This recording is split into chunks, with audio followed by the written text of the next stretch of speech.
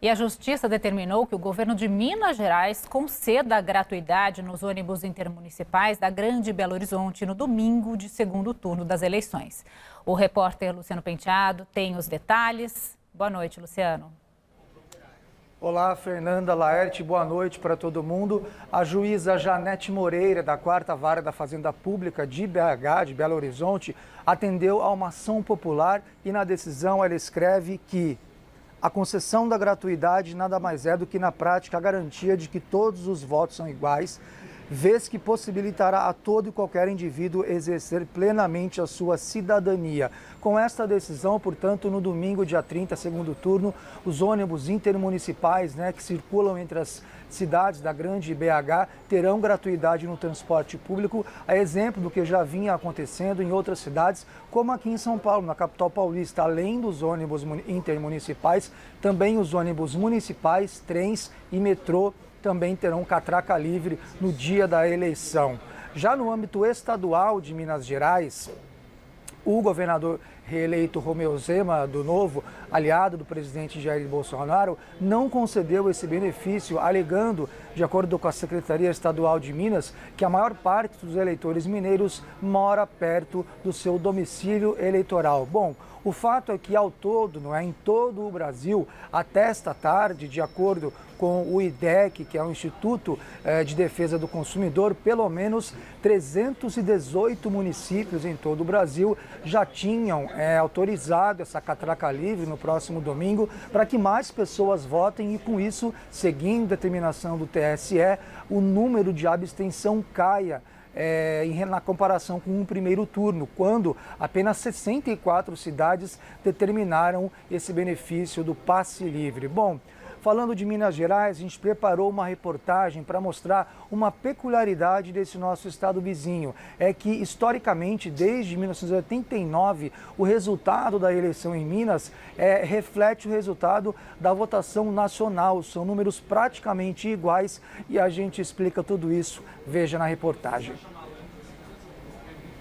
8 milhões de eleitores. Esse é o total de votantes do estado de Minas Gerais, o segundo maior colégio eleitoral do Brasil, atrás apenas de São Paulo, que tem 33 milhões. Minas tem um histórico peculiar com relação às eleições no Brasil. Desde 1950, quando Getúlio Vargas foi eleito presidente, sem vencer no estado, todos os conquistadores seguintes do pleito triunfaram também em solo mineiro, com exceção da ditadura militar, quando não houve eleição entre 1964 e 1989.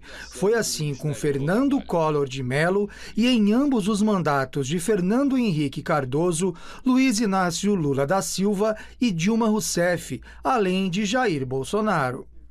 O mais impressionante é que, além disso, Minas Gerais é a região que melhor espelha o resultado final das eleições brasileiras. Desde 1989, os percentuais dos candidatos, tanto no primeiro quanto no segundo turno, são quase idênticos à votação final. E foi assim na última pesquisa Datafolha, que mostrou que Lula, do PT, está com 48% dos votos no estado, contra 43% de Bolsonaro, mesma proporção do primeiro turno. Este mapa mostra que Lula, representado aqui pelas cores mais claras, venceu nas regiões mineiras mais próximas ao Nordeste, como o Vale do Jequitinhonha. Por sua vez, Bolsonaro, simbolizado pelo azul mais escuro, teve a preferência em cidades do Triângulo Mineiro, mais próximo ao Centro-Oeste e também no sul do estado.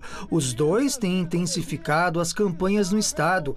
Bolsonaro tem apoio do governador reeleito Romeu Zema, do Novo. Já Lula tinha o apoio do ex-prefeito de Belo Horizonte, Alexandre Calil, que perdeu para Zema. Este especialista explica que o fenômeno em Minas tem a ver com as proporções étnico-sociais e econômicas no estado, muito semelhantes à realidade brasileira. Segundo ele, isso se refletiria na distribuição dos votos. Minas é um estado que tem quase metade da sua população negra.